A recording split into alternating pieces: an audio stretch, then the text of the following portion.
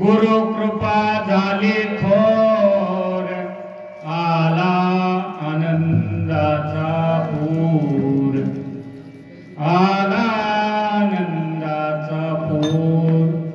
तोची भाग्यवान नर, तोची भाग्यवान नर, ज्याचे स्थिरावले अंतर. संत संगतीचा गुण, साधकाचे समाधान. तोची भाग्यवान नर, ज्याचे स्थिरावले अंतर. सखयाची संती सांगे, सखयाची संती सांगे, भक्ती करा भाग्यवान नर, ज्याचे स्थिरावले अंतर. विठ्ठला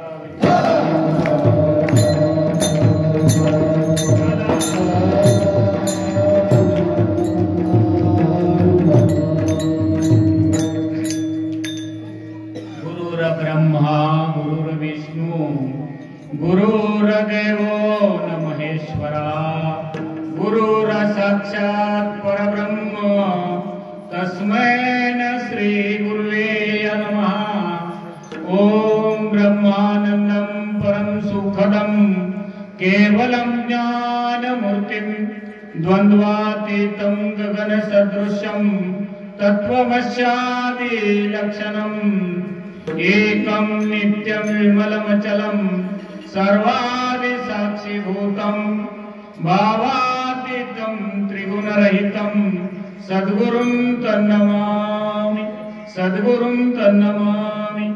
श्रीपादनाथं गुरुराजवर्यं, मुमुक्षुना ज्ञानदानेकदक्षं, घोटीक्षेत्रे निवासिनं, तं नमामि वेदविदावरिष्ठं, तं नमामि वेदविदावरिष्ठं. जयांचा जन्म जगे नामार्थ झाला, जयाने सदा वासना मात केला, जयांच्या मुखी सदा नाम कीर्ती. नमस्कार त्या ब्रह्म श्रीपाद मूर्ती, नमस्कार त्या ब्रह्म रामदास मूर्ती. ओम नमो जय अद्या वेद प्रतिपाद्या, जय जय स्वसंवेद्या आत्मरूपा. देवा तुचे गणेशो, सकलार्थमते प्रकाशो, मने निवृत्ती दासो अवधारो दे. आता अभिनव वाग्विलासिनी, जे चातुर्यार्थ कला कामिनी, ते शारदा विश्वमोहिनी नमिलिमिया. मज हृदय सद्गुरु, जैने तरिलो हा संसार पुरु, मनोनिविशेष अत्यादुरु विवेकावरे. गुरु कृपा झाली थोर, आला आनंदाचा पूर. तोचे भाग्यवान नर, ज्याचे स्थिरावले अंतर. संत संगतीचा गुण, साधकाचे समाधान. तोचे भाग्यवान नर, ज्याचे स्थिरावले अंतर.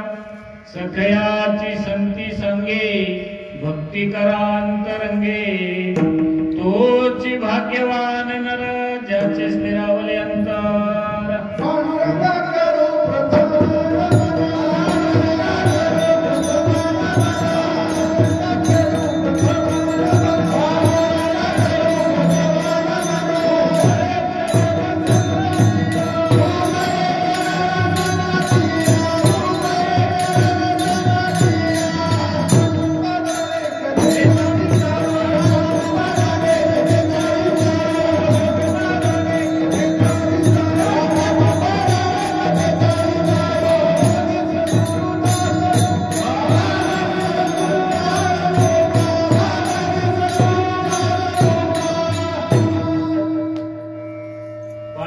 करू प्रथम नमन, दुसरे चरण संताचिया.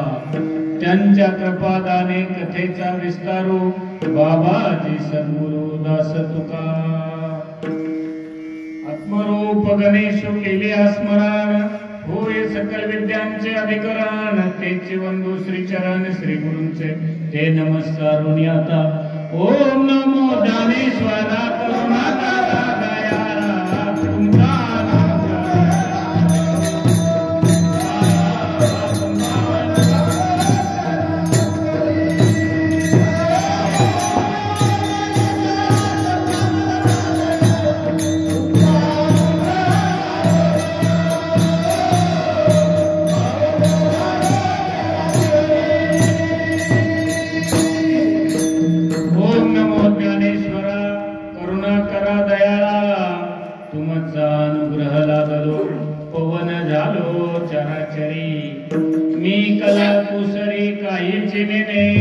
बोलतो वचने अति भाविका तुमचा अनुग्रह लादलो पवन झालो चराचरी एका जनार्दने तुमचा दास त्याची आस पुरवावी तुमचा अनुग्रह लादलो पवन झालो चराचरी। सेवेला सुरुवात करण्यापूर्वी थोडासा परिहार द्यायचा तो म्हणजे असा की या आनंदाश्रम शहापूर मासिक पौर्णिमा आणि या पौर्णिमेच्या निमित्तानं या ठिकाणी ही सेवा करण्याची या ठिकाणी मला सेवा करण्याची एक संधी प्राप्त झाली। यथामती यथावकाश आपण या शांतामाई विदेही संत शांतामाई आनंद संप्रदायातील थोर विभूती संत श्रेष्ठ शांतामाई ज्यांना विदेही संत म्हणतात म्हणजे जी कधीही देहभानावरती नव्हती सतत विदेह स्थितीमध्ये असणारी ही अंगठेबहादर महिला आहे। अंगठेबहादर आहे जशी तुकारामांची शिष्या होती बहिणाबाई अंगठेबहादर होती त्याच पद्धतीने या अशिक्षित महिलेचे जवळजवळ 1,500 अभंग आहे। किती अभंग आहे? 1,500 अभंग आहे। आणि या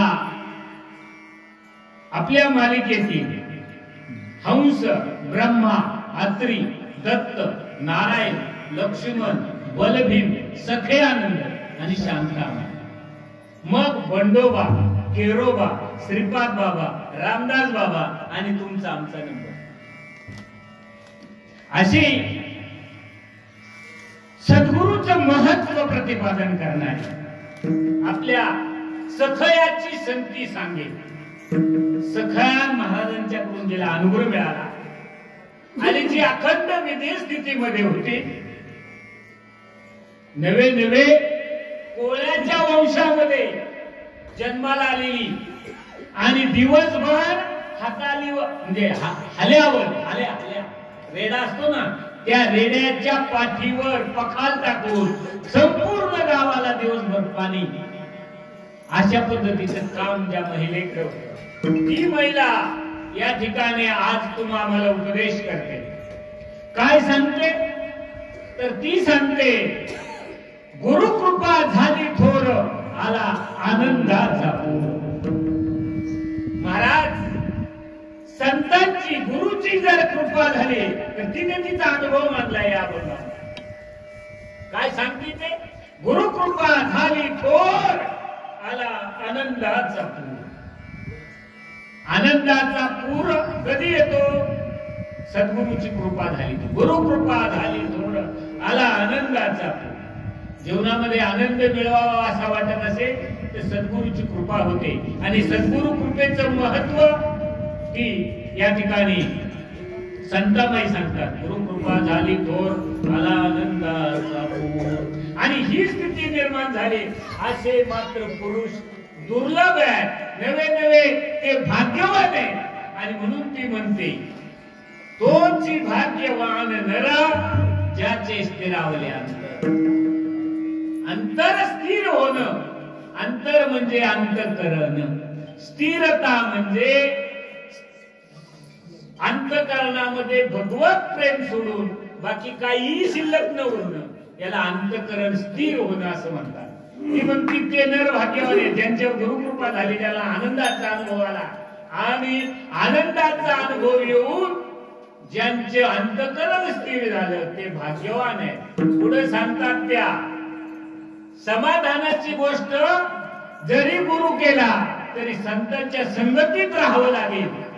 आणि संत संगतीमध्ये हा गुण आहे की ज्याने तुम्हाला समाधान प्राप्त होईल असा अभंगाचा. आणि शेवटच्या कडव्यामध्ये सांगते अंतरंगातली भक्ती करा, बाकीची भक्ती करू नका. तोची भाग्यवान नर ज्याचे स्थिरावले अंतर. अशा पद्धतीने या अभंगाचा सरळ सरळ भावार्थ आहे, सरळ भावार्थ अशा पद्धतीचा. आणि म्हणून आपण विठ्ठल विठ्ठल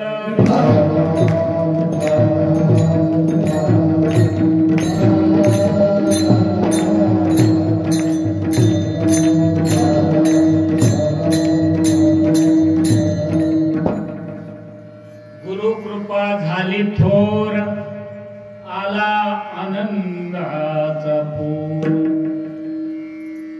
सद्गुरूची कृपा जर झाली तर आनंद तयार होतो जीवनामध्ये.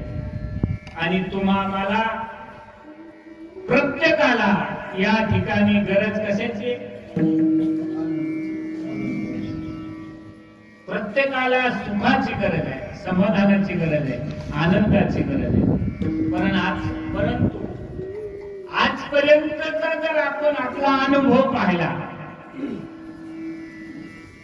आजपर्यंत जन्मल्यापासून तर आतापर्यंत, उठल्यापासून तर झोपेपर्यंत आपल्याला आनंदाचा अनुभव आहे, सुखाचा अनुभव आहे, समाधानाचा अनुभव आहे का दुःखाचा अनुभव आहे? कशाचा आहे? रोज करतो ना आपण का नाही करत? आपला अनुभव नाही का? सकाळी उठल्यापासून झोपेपर्यंत आणि जन्मल्यापासून मरेपर्यंत आपण जे कर्म करतो ते कशासाठी? सुखासाठी का दुःखासाठी? सुखासाठी करतो. पण सुखाची अनुभूती आहे का? कोणीवर हात करून सांगावं. मजला दुःख व्हावे ऐसे कोणी न भावी जीवी. मला दुःख व्हावं असं कोणाला वाटतंय? वाटतंय. परंतु सुखाची अनुभूती पण आहे का? दुःख व्हावं असं कोणाला वाटत नाही, पण सुख मिळायला याचा अनुभव तरी आहे का? मग कशासाठी करतो आपण? जन्माला आलो कशासाठी? जे काही उठल्यापासून झोपेपर्यंत, जन्मल्यापासून मरेपर्यंत जे करतो त्याच्यात सुख आहे का? दुःख बांधवडी साधू संतांनी सांगून ठेवलं. दुःख बांधवडी आहे हा संसार.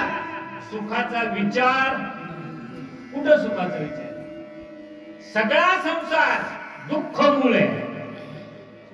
संसार दुःख मूळ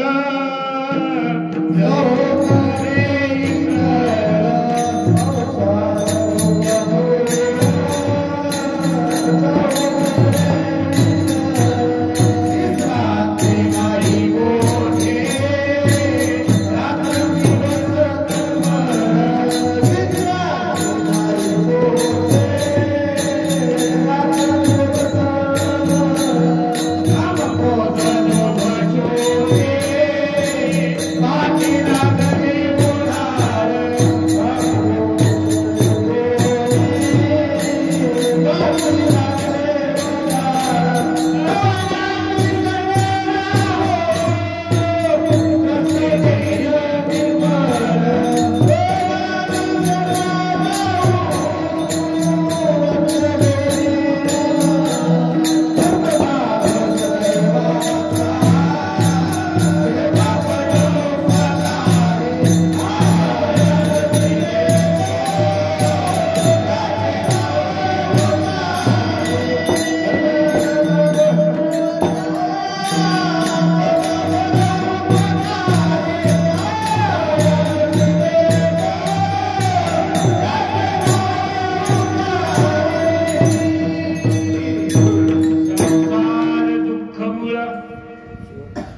ज्याचं मूळच दुःखाचं आहे त्याचं फळ सुखाचं असेल का?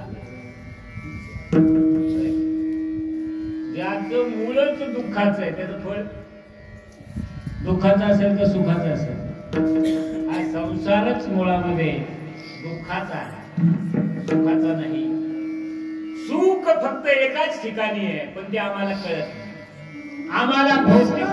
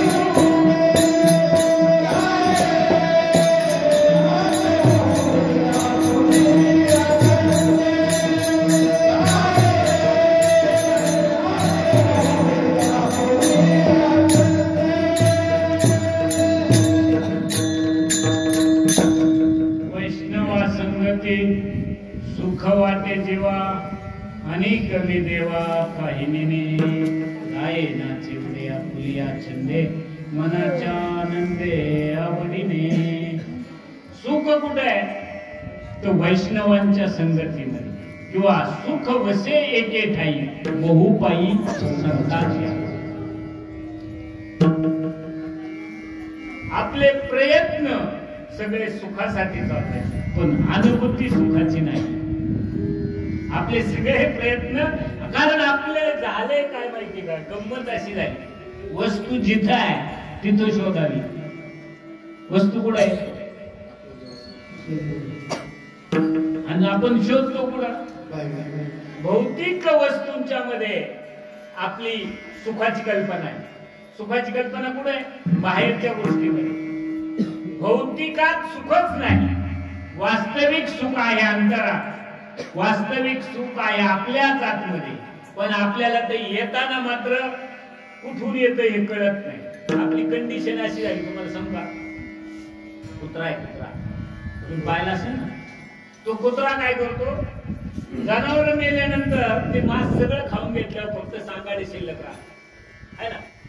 ते सांगाडे ज्या वेळेला शिल्लक राहतात ना, त्यावेळेला सगळं संपल्यानंतर ते कुत्र जाऊन ते हाडकं फोडतं. पाहिलं नाही? हाडकं फोडतं, आणि त्या हाडकं फोडल्यानंतर त्या हाडकाला अशा धारा, अंकुचीदार धारा तयार होत असतात.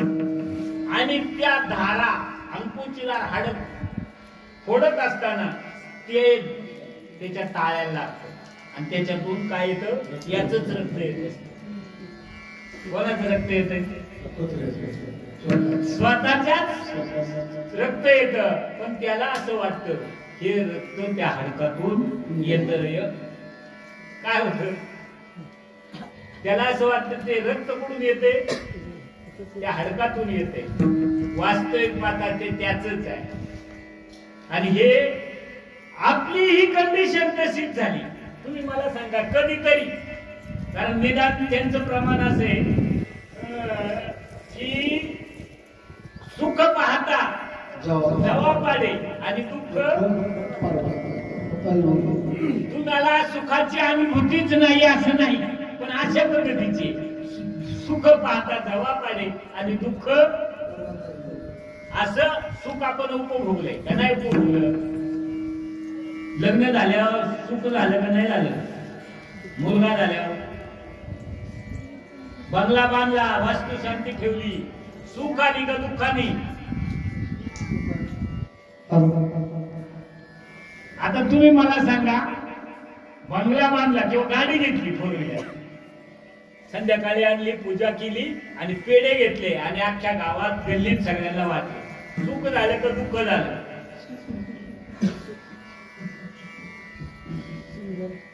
कशातून आलं? गाडीतून आलं का पेढ्यातून आलं? कुठून आलं? हा विचार कधी केला का आपण? ते सुख आलं कुठून? कुठून आलं? गाडी घेतल्यामुळं. याच सुख जे ते अंतरात आहे, परंतु अंतर इच्छेशी बांधलं गेलेलं आहे. अंतर कुठं बांधले? ते स्थिर का नाही? तर इच्छेची जोपर्यंत निवृत्ती होत नाही, अंतर स्थिर व्हायचं असेल तर इच्छा परिपूर्ण झाली की ते काही काळ स्थिर होते. तेवढा काळ सुखाची अनुभूती आतूनच येते. पण आम्हाला असं वाटतं त्या गाडीतून आलं, पेढ्यातून आलं, बंगल्यातून आलं. नाही, बंगल्याची इच्छा 5 वर्षापासून होती आणि 5 वर्षाच्या प्रयत्नानंतर बंगला बांधून झाला, वास्तुशांती ठेवली आणि आनंद सगळ्या पाहुण्या रावळ्यांना बोलवलं, जेवण खाऊन घातलं. त्या दिवशी मात्र समाधान वाटतं, चांगलं वाटलं. पण कधी, कुठून आलं ते समाधान, ते आनंद, ते सुख कुठून आलं?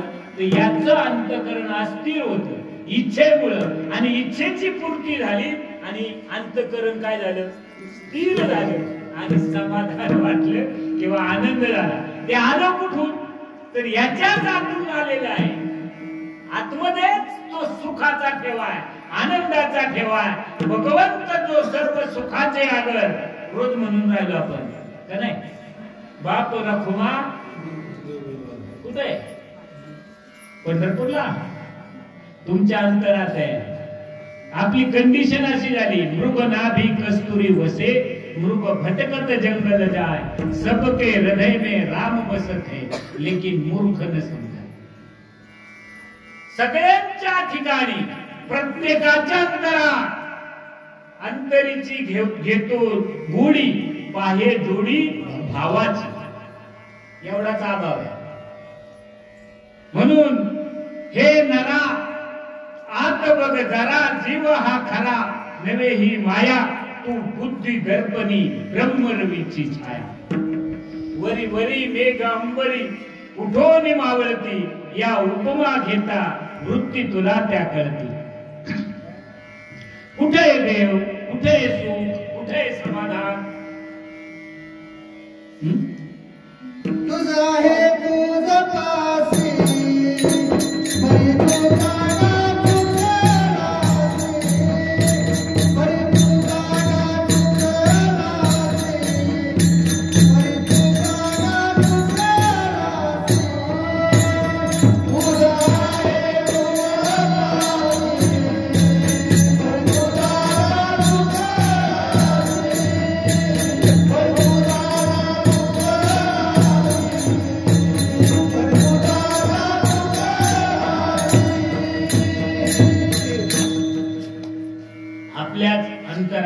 अंतकरणात, हृदयामध्ये भगवंत आहे. आणि आपण 4 तीर्थयात्रा करत फिरून राहिलो. कुठे? सर्व सुखाचा आराम निज हृदयी मी आत्माराम, सर्वदा असे सम बजावे सप्रेम ते ठाई. कुठे देव? तर आपल्या अंतरात ज्याच्या सत्तेने हे विश्वाचा व्यवहार चालतो, ज्याच्या सत्तेनं आपण सगळे व्यवहार करतो. कानातून ऐकणारा तुम्ही, मुखातून बोलणारा मी का? कोण? मुखामधून बोलणारा तो आहे, कानामधून ऐकणारा तो आहे. आपले सगळे व्यवहार त्या सत्तेने चालले, ती सत्ता म्हणजे भगवंत आहे. तुकाराम महाराज वर्णन करतात, झाडाचे हे पान हले ज्याची सत्ता, राहिले अहंता मग कोठी. झाडाचं पान सुद्धा त्याच्या सत्तेशिवाय हलत नाही. तुम्ही मला सांगा, जागृतीत जागा कोण? आपण जागे आहोत, झोपलेल्या होता?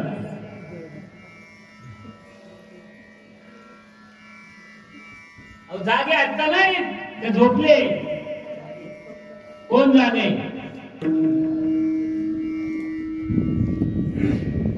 7 साधू संतांना झोपलेले दिसताय म्हणून ते म्हणतात उठा जागे व्हाले. आता सकाळच्या रात्रीच्या झोपेतून जाग नाही करायचं त्यांना, की तुम्ही रात्रीचे झोपले आणि सकाळी त्यांना उठवायचे म्हणून ते म्हणतात उठा जागे व्हाले.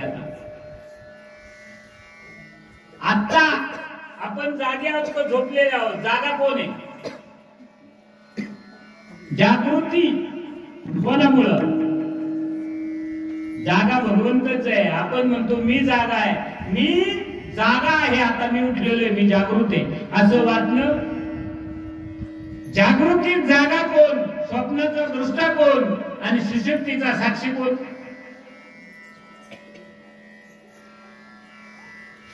कोण आहे? ती जी सत्ता आहे जागृती जागत तुम्ही नाही, पण आम्हाला असं वाटतं मी जागा आहे. जागा भगवंत आहे. तो जर जागा नसेल तर आपण म्हणे काय? तो आपल्या जागा आहे आणि म्हणून आपण जागृत आहोत. जागृती जागा जो आहे तो भगवंत आहे. स्वप्नाचा द्रष्टा जो आहे तो भगवंत आहे आणि सुषुप्तीचा साक्षी जो आहे तो भगवंत आहे. तो ओतप्रोत भरलेला आहे. जरी स्तरे काष्टीस पाशानी सर्वत्र सर्वदेही जया करिता ही घातो नाही ऐसे विश्वात्मक तुपाही चैतन्य येते. चैतन्य कसे? आपण म्हणतो पाठे गोव्या या उपाधी माझी गुप्त चैतन्याचे सर्वगत ते तत्वज्ञ संत स्वीकारिती. या उपाधीमध्ये असणारं गुप्त चैतन्य तत्वज्ञ संत स्वीकारिती. पण ते चैतन्य असं आहे जे सर्वत्र आहे, कणाकणामध्ये व्याप्त आहे, जे सर्वत्र सर्वदेही जया करिताही घातू नाही ऐसे विश्वात्मक कृपाई चैतन्य. आणि याला देव म्हणतात. आणि त्या देवाजवळ सुख आहे. कुठे सुख? असा जो व्यापक परमात्मा आहे त्याच्याजवळ सुख आहे. आणि तो देव मात्र तुमच्या जवळ आहे. तरीही तुमची आणि माझी सुखापासून फारकत आहे.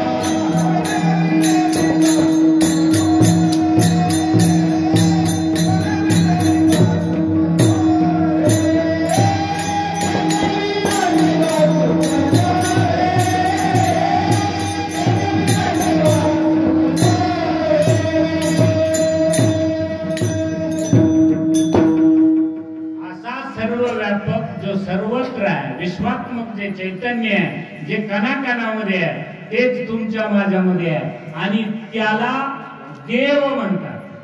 बाकी हे देव नाही का? तुम्ही म्हणा प्रतीकांना देव म्हणताय.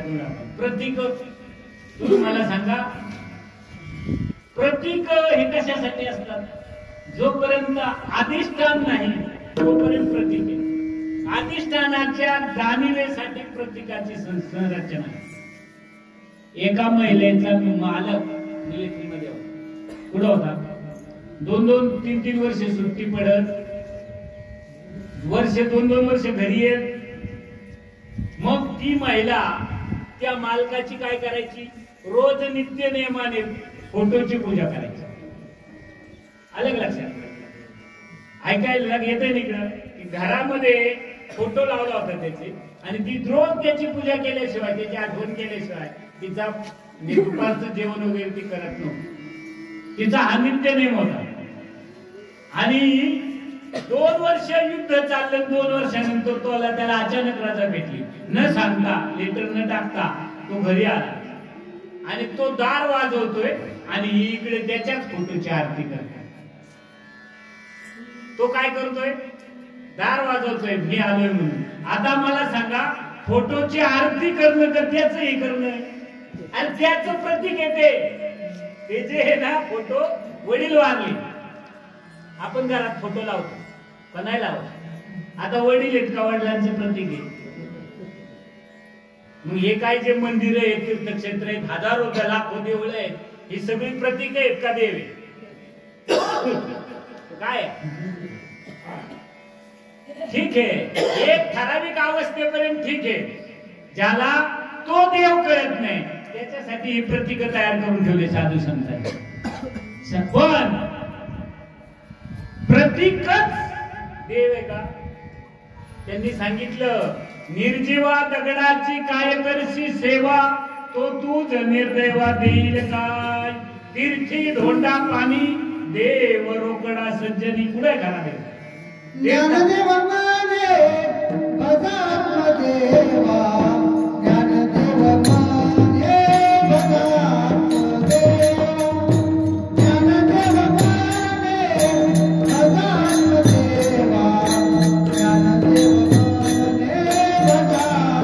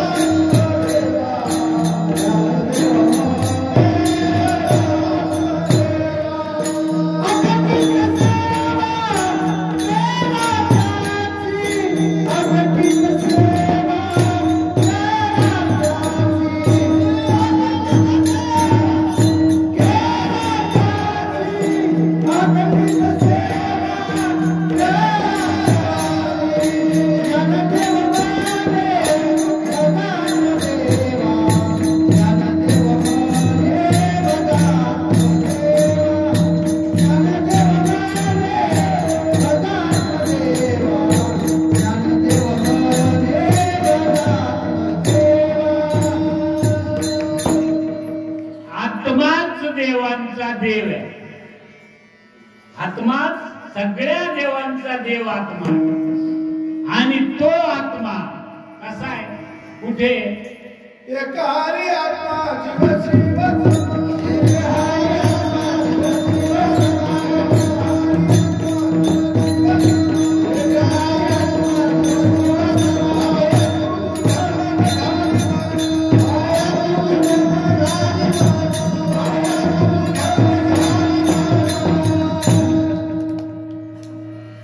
एक हरी आत्मा जीव शिव सब. बरोबर का किती किती गेले इथं बोलते का तुम्ही. एक हरी आत्मा जीव शिव सब हा अजातवाद आहे. अजातवाद म्हणजे जे न बोलता येत आहे जे बोलण्यासारखं नाही ते बोललंय. पण बोललंय का आणि काय बोलता येत नाही हे दोन्ही कळायला पाहिजे. जीव आणि शिव एकच आहे म्हणतात सम आहे. मग जीवालाच आत्मा म्हणजे शिव आणि जीव असं वेगवेगळं का उच्चारावं लागलं. एकच आहे एकच आहे म्हणजे उच्चाराला वेगवेगळे का लागलं. तो अजातवाद आहे. तो अजातवाद आहे. अजातवादामध्ये बोलणं संपत. बोलणं जिथे संपत त्याला अजातवाद म्हणतात. परंतु अज्ञानाला सत्यत्व आलं. वास्तविक अजातवादाच्या दृष्टीने बघितलं तर हे सकलाची आत्मा सगळा आत्माच आहे. अज्ञान हा एक कल्पित भ्रम आहे. वास्तव आता या प्रमाणावर गेलं वरून खाली यायचं म्हणल्यानंतर या प्रमाणाने मध्ये सांगितलं हा भ्रम सुद्धा कल्पित आहे. जीवदशा कल्पित आहे. जीवच नाही तुम्ही मानले जीव म्हणून जीवदशा आहे. कल्पना अविद्या येणे झाला कल्पना अविद्या टाकून द्या. जीव नाही देवच आहे. तुका हे म्हणणारा सांगतात कशामुळे जीव झाला. कल्पना आणि अविद्या. कल्पना अविद्या येणे झाला जीव आणि मायोपादी. कुठे शिव तरी खरा आहे. जीवही खरा नाही आणि शिवही खरा नाही. शिव म्हणजे ईश्वर भगवंत जो अवताराला येतो भगवान श्रीकृष्ण त्याला जीव शिव म्हणतात. आणि तो जीवही नाही खरा आणि इकडे शिवही खाली नाही. मायेची उपाधी घेतल्यामुळे शिव म्हणायचं आणि कल्पना आणि अविद्येची उपाधी घेतल्यामुळे जीव म्हणायचं. वास्तविक पाहता ब्रह्म आहे तसंच आहे. परंतु अशाही ब्रह्मस्वरूपाला ज्या वेळेला अवतार धारण करावा लागतो तर त्यालाही देव कळत नाही. त्यालाही आनंदासाठी, सुखासाठी, भगवंताच्या प्राप्तीसाठी सद्गुरूंची सेवा करावी लागते. आणि म्हणून माझी संताबाई पहिल्या कडव्यामध्ये म्हणते,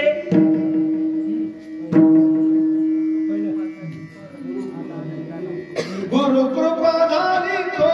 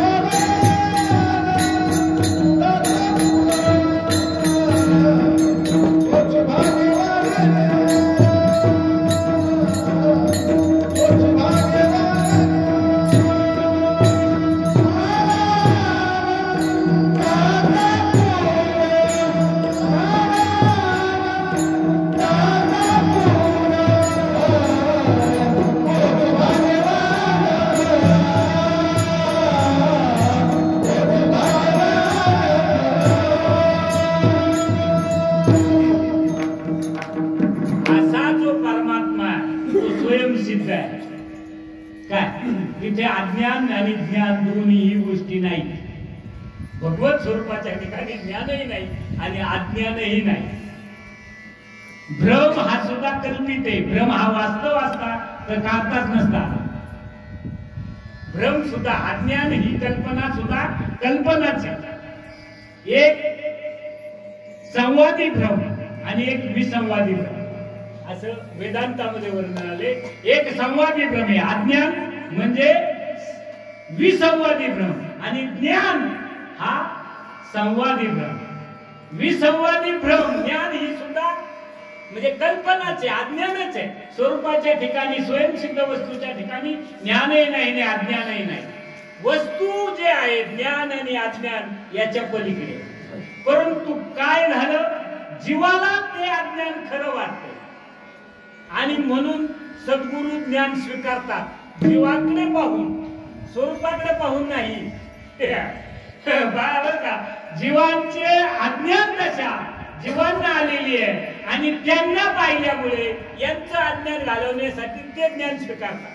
यांचं अज्ञान घालवलं की त्यांनी ज्ञानाचा त्याग करायचा असतो, पण हे कळतच नाही त्यांना या जागेवर त्यांना.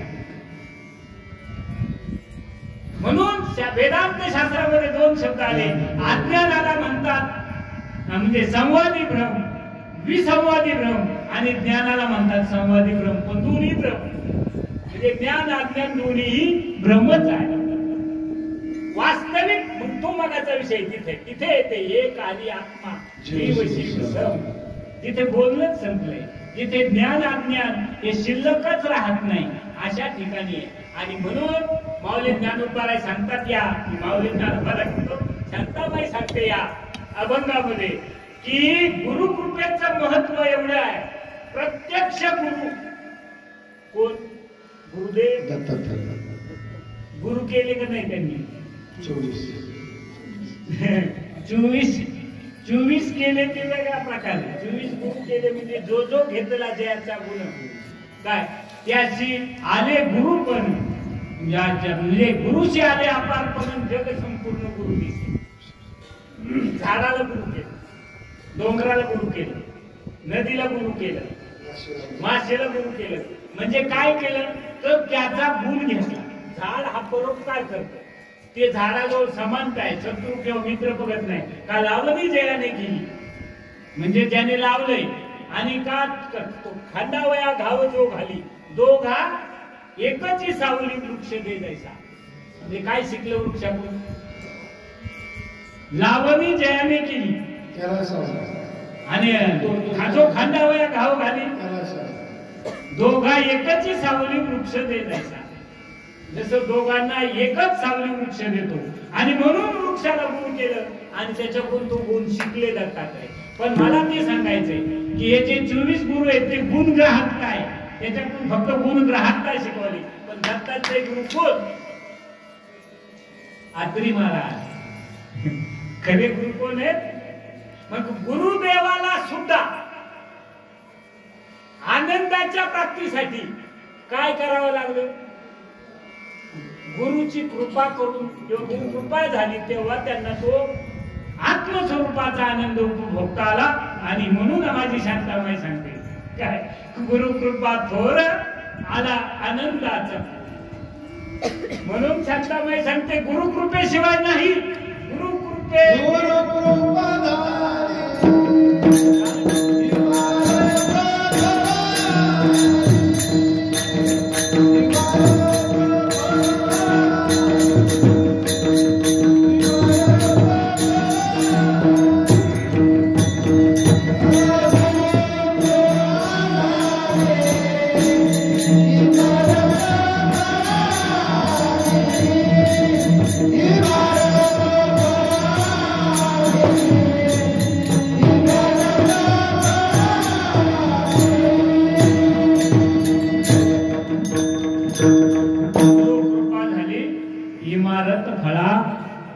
किंवा अजून एक प्रमाण आहे, गुरु कृपे विन नाही आत्मज्ञान वाऊगा तो सीन साधारण.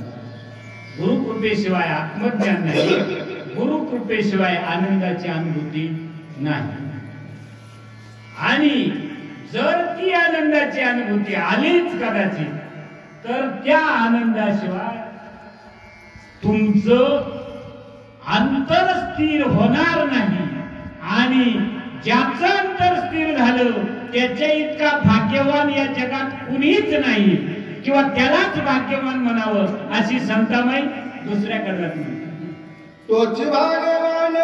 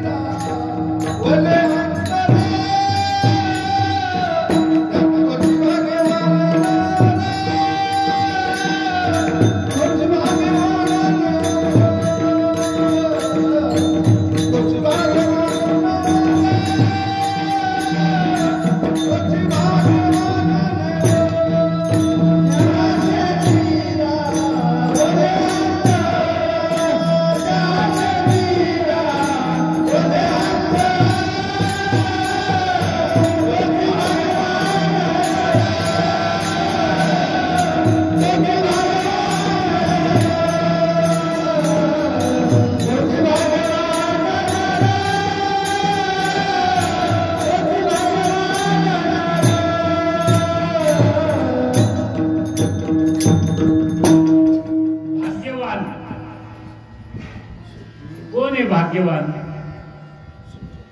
ज्याचं अंतकरण स्थिर झालं. काय झालं? आपलं अंतकरण स्थिर आहे का नाही आपल्याला कळावं का नाही कळावं. अंतकरणातल्या इच्छा संपल्याशिवाय अंतकरण स्थिर होत नाही.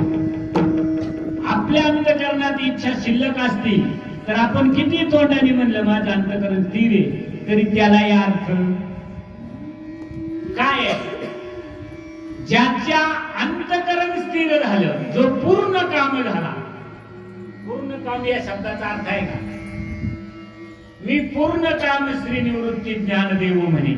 ज्ञानेश्वर महाराज म्हणतात निवृत्तीच्या कृपेने मी पूर्ण काम करतो. आता कुठलीच इच्छा शिल्लक राहिली नाही. झालंय का आपलं? असं आपलं मन सांगतं का आपल्याला की आता मी पूर्ण काम आहे? काहीतरी इच्छा शिल्लक खायचं. बार इच्छा स्वप्न आणि जीवन शिल्लक पूर्ण याला म्हणतात जीवनमुक्त अवस्था. कोणाला म्हणतात? इच्छा स्वप्न आणि जीवन पूर्ण याला म्हणतात जीवनमुक्त. आणि पार मारताना सुद्धा इच्छा शिल्लक राहणं प्राण निघून जाणं याला म्हणतात मरण. त्या मरणाने परत जन्माला यावं लागतं. वासना किंवा इच्छा शिल्लक आहे आणि तसाच मेला.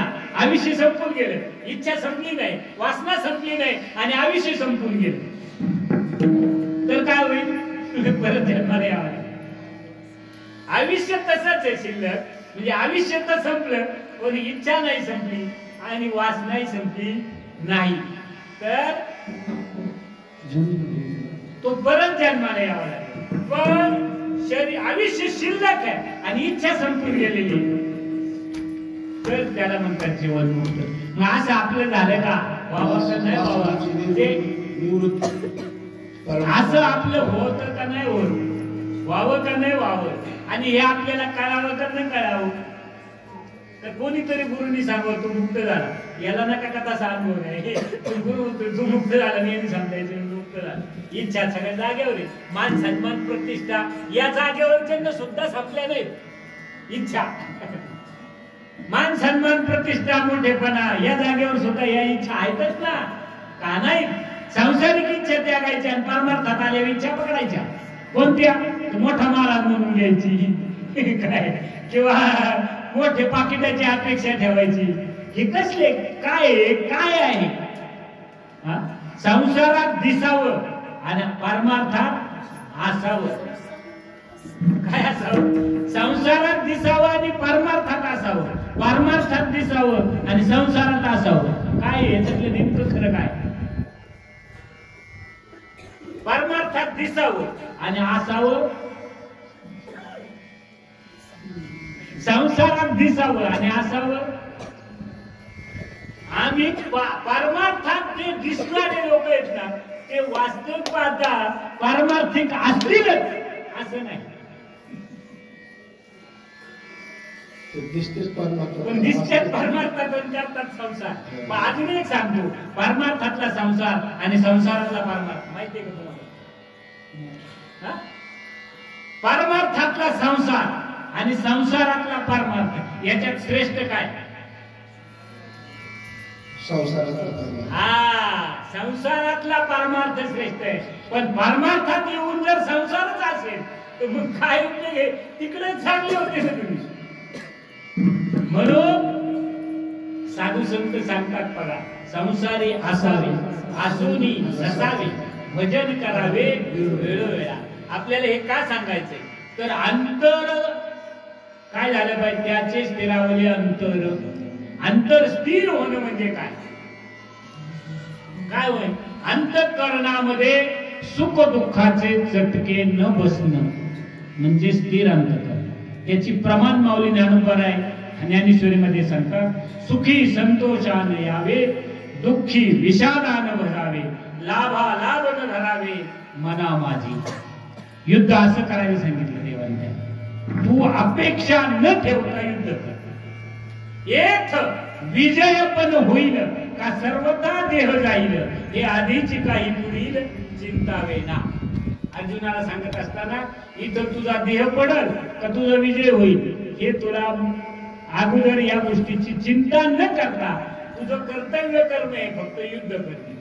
तो शरीर पराना व्हावे, कामना जात सांडावे, मग अवसरुचित भोगावे भोग. म्हणजे शरीराला टाकून दे, शरीर भाववाद कर आणि कामनेकडे म्हणजे इच्छेकडे लक्ष ठेवू नकोस. तो शरीर परान व्हावे, कामना जात सांडावे, मग अवसरुचित भोगावे भोग सकल.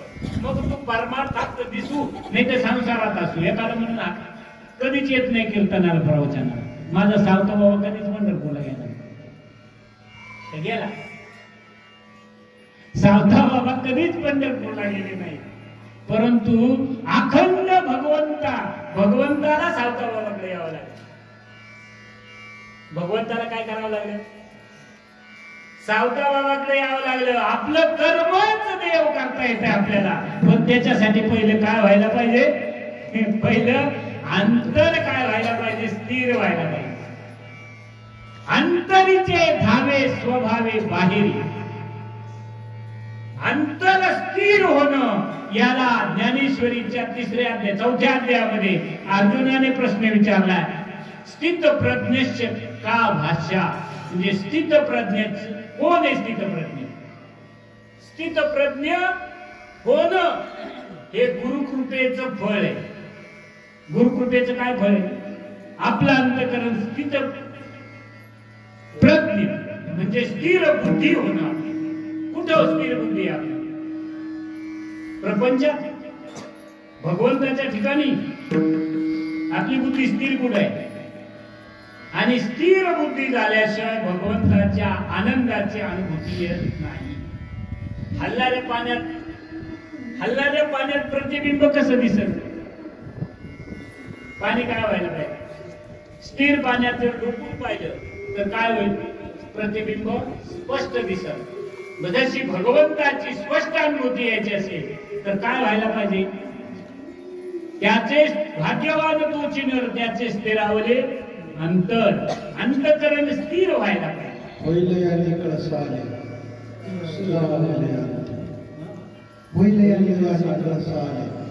स्थिरावले अंत कोंडू कोंडू धरण्याची राहो आता हिची ना डोळा मन लंपट. काय राहो आता ह्याची ध्यान डोळा मन लंपट. पुढं कोंडू कोंडू धरीला जीवन देव भावे पूजेन. परत एकदा पहिले येणे कळसा आले स्थिरावले अंत. पण हे कधी? कोंडू कोंडू जीव धरला अगोदर. काय कोंडू कोंडू धरणं म्हणजे काय? कोंडू कोंडू चिंतनाला ज्यावेळेला बसताना त्यावेळेला असं जीव कोंडला जातो आतमध्ये आणि जीव आणि शिवाचं ऐक्य होतं. सकाळी काय झालं? काय झालं? काय होतंय आतमध्ये? जीवाची आणि शिवाची गाठ घडते. कधी? किती दिवसाची ताटातून येईल? किती भ्रांतीच्या नगरामध्ये जीवाची आणि शिवाची ताटातून झालेली अनंत जन्मापासून. केव्हापासून? शिवाची आणि शिवाची भ्रांती रूप नगरामध्ये ताटातूट झाली आणि भक्तीच्या पेठेत त्यांची गाठ पडते. आणि मग चुकल्या मायपुता संकटी एकाएकी बहुकाळे होय भेटी. मग ओरडे घालून पोटी उठी आणि वाज रुदन म्हणजे ढाय मोकळून ढायचा सर्व करू. आता ते जीवही पाहता येत नाही, शिवही पाहता येत नाही. दोन्ही आतमध्येच कुठे जीवानी कुठे शिव? जीवही आतमध्ये आणि शिवही आतमध्येच. जीव म्हणजे अनंत जन्मापासून कल्पनेला घट्ट पकडून ज्याने ठेवलं तो जीव. अंतकरण साफ झालं. अनंत जन्मातल्या अनंत कर्माचे जे संस्कार आहेत ते संस्कार भगवंताच्या नामाने सगळे निघून गेले की मग आत्मसाक्षात्कार होतो. मग आत्मसाक्षात्कार होतो. कधी होतो आत्मसाक्षात्कार? पुण्य पाप तेळ भरी आत्मसाक्षात्कारी उरेल. जीवाशिवाची गाठ कधी पडते? भगवंताच्या नामामध्ये एवढी पावर आहे. तुम्ही नामाला बसले तर तुमच्या अनंत जन्मातले अनंत कर्म एका क्षणामध्ये जाळून टाकते. कोण? भगवंताचं नाम जे गुरुकडून आलोय म्हणून गुरुकृपा थोर. गुरुकृपा का थोर आहे? तर त्या नामामध्ये एवढी पावर आहे, एवढी पावर आहे, एवढी पावर आहे की सहस्र मुखाचा वर्णिता भागला. हजारो मुखाच्या जिभा त्या शेषाला फुटल्या तरी वर्णन करता आलं नाही. इतकी नामामध्ये पावर आहे. मी तुम्हाला विचारतो, वाल्या कोळ्याचं पाप किती? किती? 7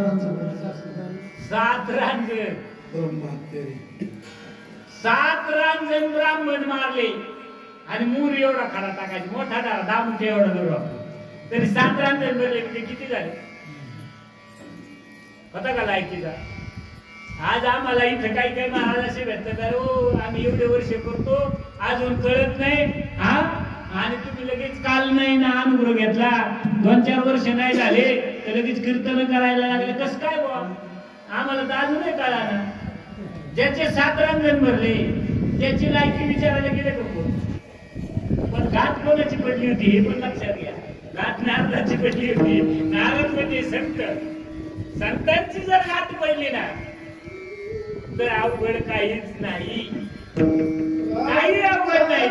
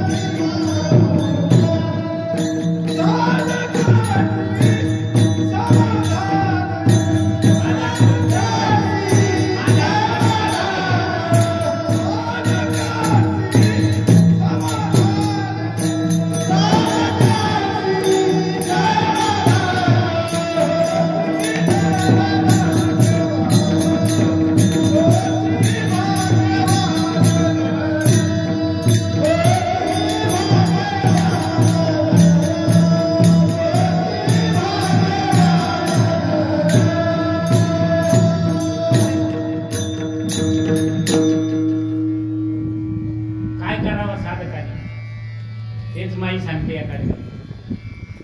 संत संगती तच राह, काय होईल?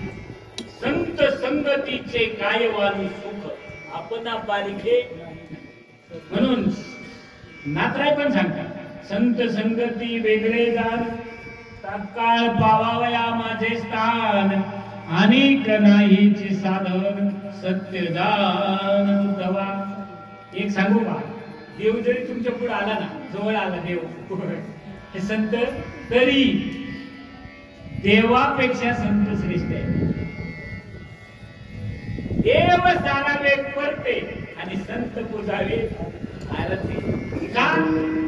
नामदेवाच्या ताटात, ज्ञानदेवाच्या ताटात जेवत नव्हता का? कोण उद्धार कशाने झाला? संतांनी केला. अज्ञान कोणी घालवलं? संतांनी घालवलं का देवाने घालवलं? कोणी घालवलं? म्हणून संत हे सर्वश्रेष्ठ आहे. नवे नवे संतांनी सुद्धा या म्हणजे देवाने सुद्धा जर भेटायचं झालं तर संतांच्या रूपात भेटावं. कसं भेटावं देवाने? संतांच्या रूपात देवाने भेटावं तर उपयोगी. मगाशी बोलता बोलता राहिलं जे मध्ये प्रमाण आलं की राहतो विषय सुटतो थोडा, की वाल्याचा विषय आपला चालला होता ना. किती पापी होता तो? एवढा पापी आज कोण आहे का? इतका पापी आज कोणीच नाही. त्याची योग्यता ज्याला मारा म्हणतात, राम म्हणता येत नव्हतं, ज्याला राम म्हणता येईना, मारा मारा म्हटलं. आता आज त्याच्यातही गण अर्थ आहे. सांगून देतो की आपली वृत्ती जे ते अधोमुख आहे, ती ऊर्ध्वमुख करायची, त्याला उलट करणं म्हणतात. उलट उलट प्राणी आहे ते पण उलट करणं. आपली वृत्ती अधोमुख आहे. अधोमुख वृत्ती उलटी करणं म्हणजे ऊर्ध्व. आणि मग ऊर्ध्वमुखी आल्याविला दाता जागविला दाता घेऊन यायचं. हे आपलं कसं जे आता सद्गुरूच्या कृपेने आपली जो उलटा मंत्र आहे ना तो सुलटा होईल. आपण उलटा आहे आता सध्या. जर गुरु भेटले नाही तोपर्यंत सगळं अधोमुख वृत्ती. अधोमुख म्हणजे अधो म्हणजे विषयांकडे प्रवृत्ती आहे आणि ती विषय काढून भगवंताकडे लावणं याला ऊर्ध्वमुख करणं म्हणतात. आणि हे करतात कोण? तर सद्गुरू करतात. सद्गुरू तुमची असणारी भौतिक वस्तूकडे पंचविषयाकडे शब्द स्पर्श रूप रस आणि गंध हे 5 विषय या विषयाकडे असणारी प्रवृत्ती काढून वृत्ती काढून भगवंताकडे लावणं याला म्हणतात प्रबोधित करणं. प्रबोधित म्हणजे नुसते शब्द नाही. आणि ह्या संत संगतीच्या गुणामध्ये आणि ज्या वेळेला तुम्ही त्या बोधावर आरूढ होणार त्या वेळेला तुम्हाला अखंड समाधान प्राप्त होईल असं तिसरं कडवं सांगतं. काय सांगते तिसरं कडवं? की संत संगतीचा गुण साधकाशी. आणि आपली तर खरी धडपड कशासाठी चालली? पहिलाच विषय झाला आपला अगोदर. कशासाठी चाललंय? सुखासाठी समाधानासाठी चाललं ना सगळं. सुख आणि समाधानासाठी चाललं. पण गांधीजी आपल्याला कशाच आहे? हे संतांनी सांगितलेल्या गोष्टींचं गांभीर्य आहे का आपल्याला आपल्याच प्रपंचाचं गांभीर्य आहे? कशाच आहे? आणि मग कवा भेटेल इथे उदय उपयोग आहे का? मग त्या काय फायदा आहे? आपल्याला सुद्धा कळू नये आपलं गांभीर्य कशात आहे. तुम्ही मला सांगा, गेलेला क्षण परत येत नाही. कोटी सुवर्ण वेचिता दान न मिळे मनुष्य देईचा दर्शन. परत येईल का? आणि जर इच्छित वस्तू प्राप्त न होता जर सगळं आयुष्य गेलं तर जन्मा येऊन काय केले किंवा मुद्दलच काय फायदा? हा विचार आपल्या अंतःकरणाशी आपण करायचा आहे. जगाला तर लाख सांगायचे सांगत असू, पण आपण पहिला करत नसून जगाला नुसतं सांगत असू तर त्याचाही उपयोग आपण करा सोडवत. पण हे कशासाठी? ही कीर्तन प्रवचनामध्ये बिलकुल परमार्थ बिलकुल नाही. ही दौंडी आहे. काय तुमच्या गावात दौंडी कोण देत? सरपंचाने जर काही गावात हे निघाले तर दौंडी कोण देत? डफड्यावाला किंवा कोतवाल म्हणत तो दौंडी देतो. काय उद्या 2 दिवस नळाला पाणी सुटणार, मग स्टॉक करून ठेवा है ना. 2 दिवस उद्या आणि परवा, आजच स्टॉक करून ठेवा. उद्या आणि परवा 2 दिवस नळाला पाणी येणार नाही. तुम्ही ऐकावा आणि सोडून द्यावा का पाणी भरून ठेवा? काय करा? पाणी भरून ठेवत नाही. आणि दौंड्या रोज दौंड्या आणि ऐकली दौंडी मग अशी दिली तो ऐकली का नाही? सगळी चर्चा चालली अशी. पण त्याच्यात 2-4 जण होते त्यांनी भरून ठेवलं. हे फक्त म्हणजे आम्हाला माहिती, आम्हाला पण माहिती. आणि कायदा माहिती असण्याला काय किंमत आहे? माहिती असण्यापेक्षा कार्यवाही महत्वाची. कार्यवाही जर नसेल तर तुम्ही मला सांगा, संसदेत कायदे होते ना? संसदेत हे जे काही संसद आहे आता जे निवडून देतो आपण खासदार, हे कायदे तयार करतात. आता नुसतेच कायदे तयार करायचे का अंमलबजावणी करावी? कायद्याची अंमलबजावणी नसेल आणि दर अधिवेशनामध्ये 50 कायदे पारित, 100 कायदे पारित, पण त्याच्यातले कार्यान्वित किती होतात? म्हणजे अंमलबजावणी किती होते?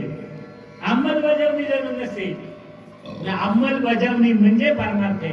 कीर्तन प्रवचन ही दौंडी. दौंडीत काय सांगितलंय तसं करणं म्हणजे कार्यवाही. तसं करणं संतांना सांगतात रोज तुम्हाला की तुम्ही रोज नित्य नियमाने नामस्मरण करा. नामस्मरण केलं तर अंतःकरण काय होईल? स्थिर होईल. आणि अंतःकरण स्थिर होईल झालं की आनंदाची अनुभूती येईल. आणि आनंदाची अनुभूती आली की मग सुख आणि समाधान मिळेल. आणि म्हणून संत संगतीचा गुण आणि साधकाशी समाधान, तोची भाग्यवान नर ज्याचे स्थिरावले अंत. विठोबा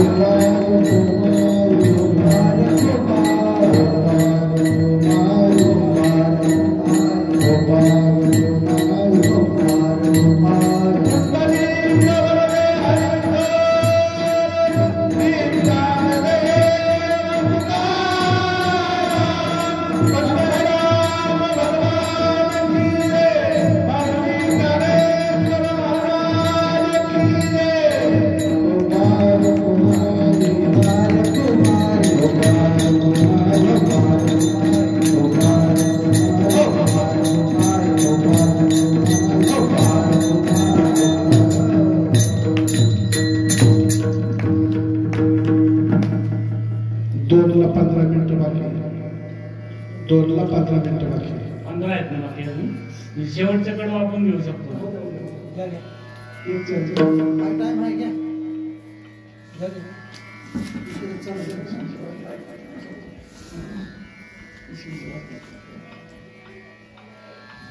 सखयाची संगती सांगे भक्ती करांतरंगे. सखयानंदांची शिष्या संताबाई जसे नामयाची जणी म्हणते तसे हे म्हणते मी सखयाची संती. सगळे अभंग जे आहेत ते सखयाची संती या नावाने केलेले अभंग आहेत. ती सांगते तुम्हाला भक्ती करा पण अंतरंगाने करा. सखयाची संती सांगे भक्ती करा अंतरंगी. कोण भक्ती करत नाही? सगळेच भक्ती करतात ना ज्याच्या त्याच्या पद्धतीने, तर नाही करत. ज्ञानेश्वर महाराजच सांगतात सगळे लोक भजनशील आहेत. एक मनुष्य जात सफळ स्वभावताच भजनशील झाले असे केवळ माझे ठाई. भगवंताच्या ठिकाणी सगळ्यांचीच भक्ती आहे, परंतु ती भक्ती या सागरात मोडत नाही. भक्ती या सागरात मोडत नाही.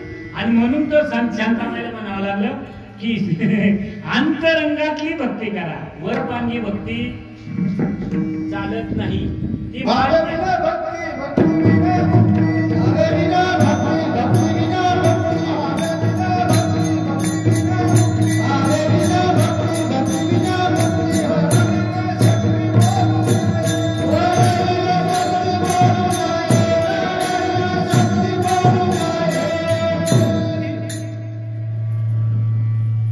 भावाशिवाय भक्ती होऊच शकत आणि नामाशिवाय भाव.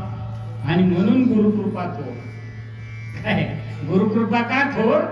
तर नामात भक्ती होण्यासाठी भाव पाहिजे आणि भाव तयार होण्यासाठी नाम पाहिजे आणि नाम मिळण्यासाठी सद्गुरु पाहिजे. गुरु मिळण्यासाठी मनुष्य पाहिजे. गुरु कोणाला करता येतो?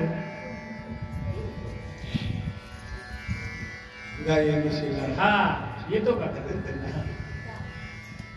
काय नाही 5-25 कुत्रे म्हणले चला आपण आता गुरु करू. तोवर म्हणले जन्म मरण बघायचं चला आपण गुरु करू. हे लई सांगतात म्हणजे तू गुरु केला की जन्म मरण बाद होतं. 5-25 मशीननी विचार केला की चला म्हणजे कोणला करता येते? कोणला? मानव नरदेह निरान लागले हाती. उत्तम सार उत्तम गती देवची होऊ म्हणती ते होती तरी का चित्ती न झाला. कोणला करता येते? भक्ती सगळेच करतात, परंतु भक्ती ही भावाची पाहिजे. भावाची पाहिजे. भावे विन भक्ती भक्ती विन मुक्ती बळे विन भाव बळे आकळे एरवी ना कळे. गुरुविना अनुभव. म्हणून गुरु फार महत्वाचा आहे. परंतु या ठिकाणी आपल्याला जी काही भक्ती करायची ती भक्ती मात्र अंतरातली पाहिजे. अंतरातली भक्ती म्हणजे कशाने? हातापायाने, नाक कान डोळ्याने, कशाने? रोज हाताने आपण देवाला फुलवाल ठीक आहे, ती पण करणं महत्वाचंच आहे, पण अंतरातली सर्वात महत्वाची. अंतरातली म्हणजे कोणतं? श्री हरी जपे सदा, श्री हरी जपे सदा,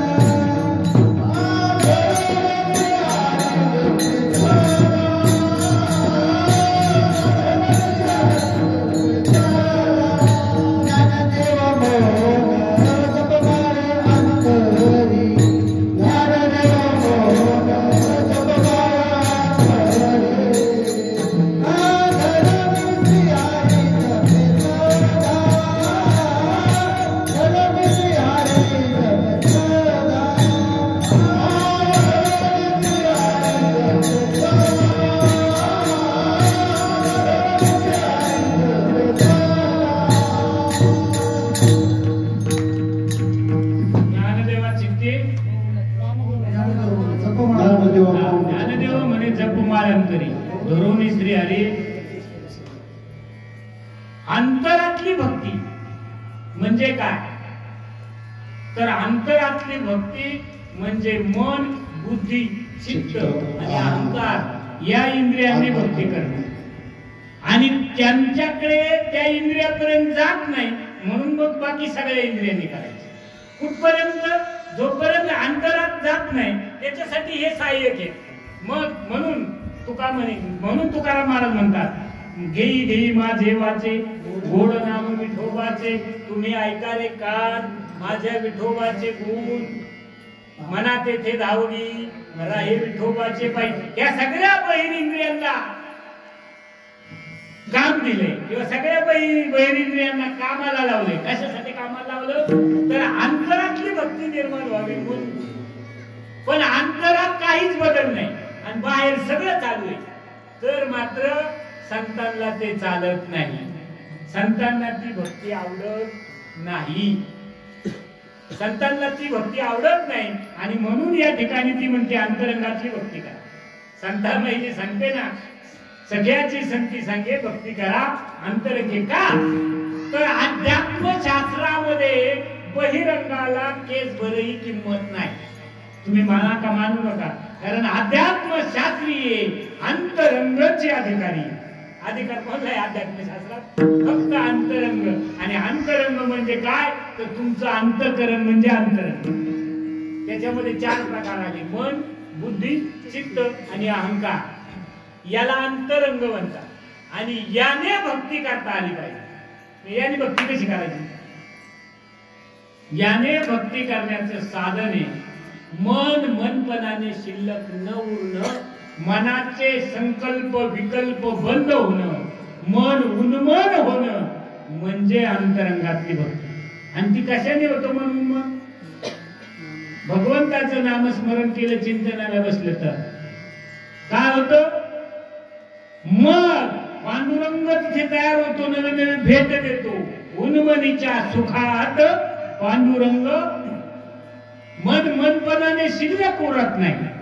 संकल्प विरहित कर्म होणं, संकल्पित कर्म होते ना. कवी संकल्प रहित होता. कोणतंही कर्म आपल्या मनाशिवाय होते का? म्हणजे मनात संकल्प पाहिला यावा लागतो. मनाच्या संकल्पावेश सिद्धी नाही, ते बरोबर आहे. ते तो विषय थोडा मनाचे संकल्प पावविले सिद्धी जरी नाही बुद्धी हरीचे पाहिजे, तो भाग वेगळा आहे. इथे मला जे सांगायचे तो थोडा अँगल वेगळा आहे. काय? हा, अंतरंग म्हणजे काय? की मनाचा उन्मन म्हणजे काय? तर उन्मन झालं तर भगवंत जो आहे तो एकरूप होतो. चित्ताचं चैतन्य व्हावं, मनाचं उन्मन व्हावं, बुद्धीचा निश्चय व्हावा आणि अहंकाराने स्वभाव धारण करावा. याला म्हणतात अंतरंग. अहंकार धरी सोहमपण तै चित्ती प्रगटे चैतन्य घन, तेथ मनई होय उन्मन, बुद्धीचा निश्चय पूर्ण परब्रह्मी. मग चिंतन चित्ताला लावी मनाच्या मनाला, उन्मनीच्या सुखात पांडुरंग भेटले. चित्ताचं चैतन्य होणं. आता आपलं काय चाललंय माहितीये का? चित्ताने चिंतन होतं का चिंता करतो? काय होतं आपलं आपण तपासाय. आपण चिंताने चिंतन घडते का चिंता घडते? काय घडतं आपलं? चित्ताने चिंतन घडतं का चिंता घडते? का विषयाचे चिंतन घडते? चित्ताचं चैतन्य होऊन जाणं म्हणजे अंतरंगातली भक्ती.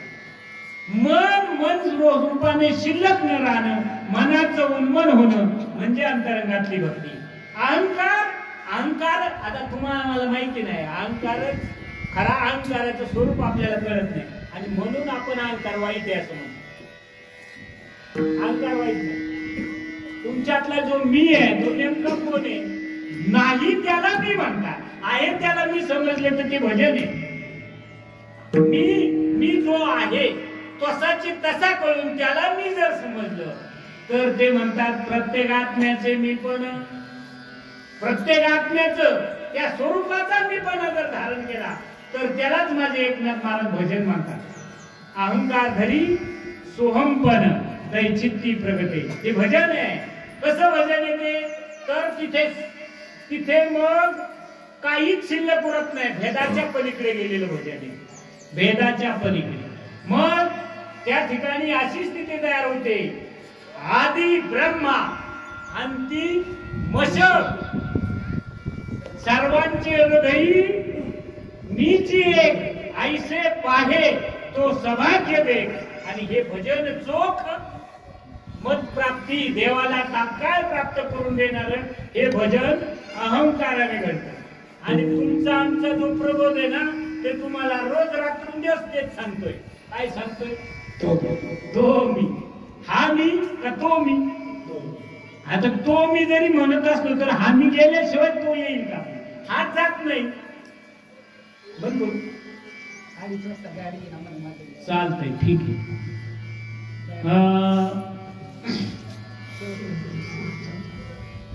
गुरु कृपा झाली थोर, आनंदाचा पूर.